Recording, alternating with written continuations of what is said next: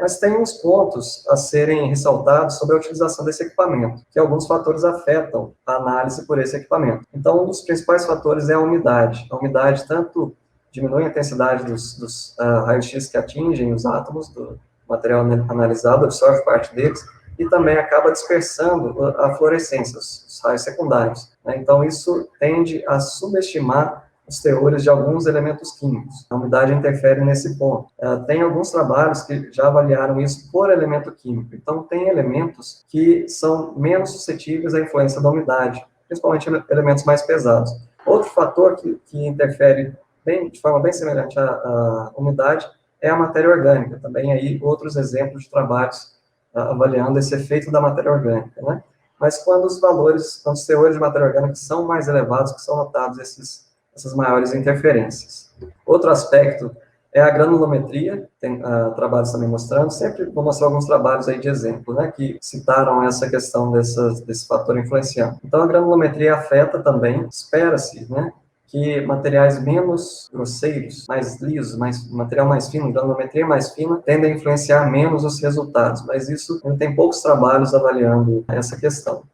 O tempo de análise tem sido muito comumente também reportado para a interferência desses resultados. Então, tem trabalhos mostrando que se você analisa com 30 segundos ou 60 segundos a mesma amostra, ou 180, pode ter alguma diferençazinha nos resultados. Então, tem vários trabalhos que compararam o tempo de análise das mesmas amostras e a diferença dos resultados gerados, né? O preparo da amostra geralmente influencia porque tem uma série de jeitos de analisar com esse equipamento. Você pode tanto analisar no campo, sem preparo nenhum, diretamente no perfil, diretamente na superfície do solo, ou coletar, secar, peneirar a amostra, levar para o laboratório, né, fazendo todos esses processos, e fazer a análise com uma amostra já seca, já peneirada, mais homogênea, o tamanho das partículas, dos agregados ali, e assim por diante. De acordo com o preparo de amostra, você poderia também macerar ainda mais a amostra, né? Isso também interfere.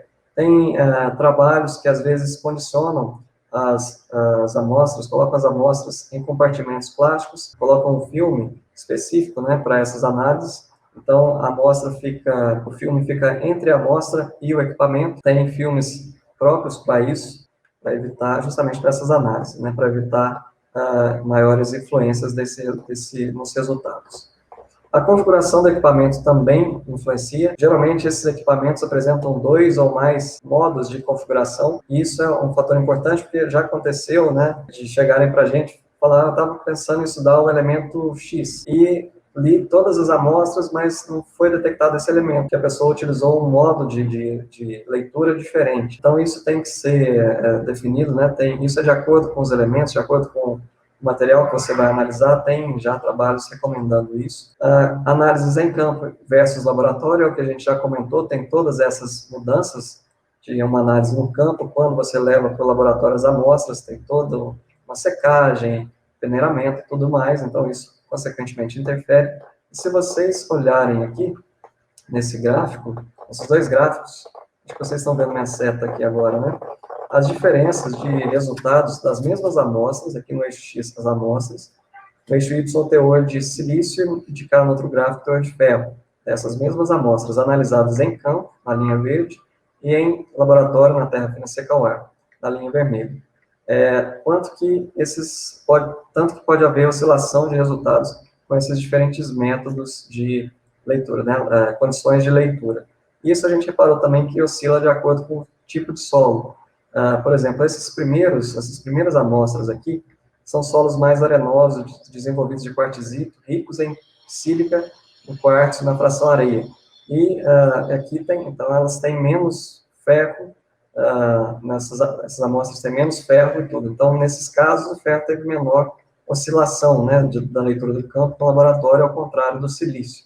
Quando passamos para solos mais argilosos, a diferença no teor de ferro foi maior, a de silício foi menor. Então, isso tem variado de acordo com os elementos também, além da composição do solo. E outros dois fatores, tem vários outros, né, esses são os mais citados na literatura.